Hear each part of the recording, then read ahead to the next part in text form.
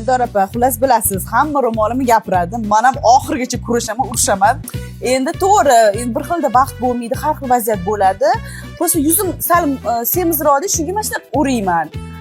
Shu asosiy yuzim chiroyli ko'rinsa bo'ldi deyman, ro'molim bilan ishim yo'q. Endi o'zingiz bir ularga tushuntirib bering, iltimos. To'g'ri, balki o'zimdan kamchiliklar bor, tushunaman. Xo'p, sizni yuzingiz dumaloq yuzga kirmaydi. Idealniy, chertalaringiz chiroyli. Makiyajingizni ham, romolingizni ham hozir chiroyli qilib o'zgartirishga harakat qilamiz. Makiyajda qoshlaringizda ozgina xatolik bor, lekin tegmagansiz. Terilmagan qoshni bo'yash qiyinroq bo'ladi nisbatan. Labingizda ham kontur bilan pomada alohida ajralib qolgan. Unga ham vaqt kerak-da, ozgina o'sha vaqt bo'lmadi. To'g'ri. Romolingizda ham shapkangizni kamroq osdi, romolingizni bu yoqdan sal yopishtiribroq, bu yog'ingizni sal ochib, bu yog'ingizni yopibroq o'rasa idealniy chiqadi. Xudo xolasa, idealniy qilib ko'rsatib berishga harakat qilaman. Siz to'ylarda ko'p yurasiz, unda ham vulgarniroq qilasiz. O'tda lekin to'yga chiqsam chiroyli bo'lishga harakat qilaman.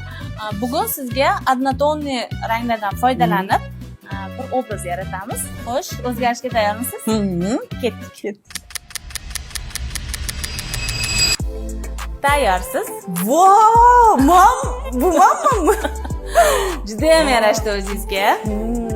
Ko'zlaringiz, qoshlaringiz qarang, terilmagan bo'lsa ham tabiiy, boshqacha.